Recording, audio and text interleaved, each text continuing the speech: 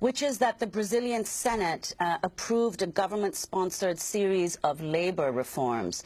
So could you tell us about those reforms and how the approval by the Senate, as reports are suggesting, might boost the Temer government? Temer himself, of course, facing corruption charges, as you mentioned, and in fact, Brazil's first sitting head of state to be formally charged with a crime.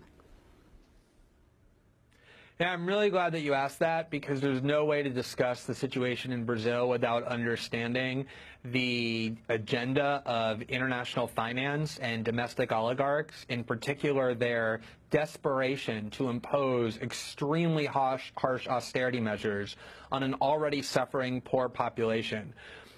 Michel Temer, shortly after he was installed as president, came to New York and spoke to a gathering of hedge funds and foreign policy elites in New York and said that the real reason Dilma was impeached was not because of these budgetary tricks she was accused of using, but it was because she was unwilling to impose the level of austerity that international capital and the business interest in Brazil wanted.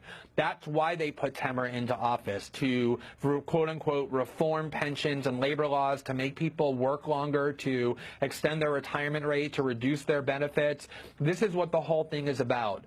And it's amazing because every time it looks like Temer is going to stay, the real increases in strength, as does the Brazilian stock market. Every time it looks like he's in trouble, the real decreases and the Brazilian stock market weakens, because international finance wants Temer to stay, because he's the only one willing to impose these harsh austerity measures, because he's already so unpopular and so old that he's not going to run again and can't run again, so he doesn't care. He's willing to do their dirty work for him.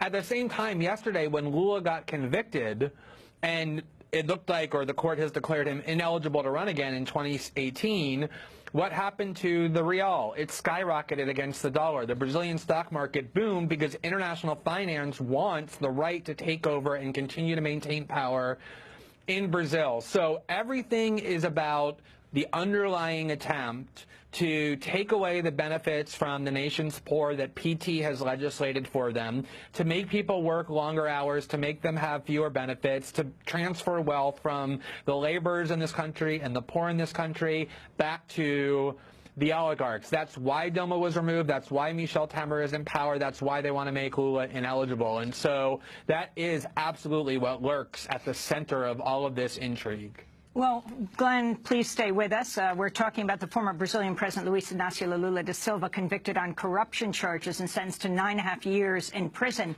When we come back, we'll speak with the Pulitzer Prize-winning journalist Glenn Greenwald.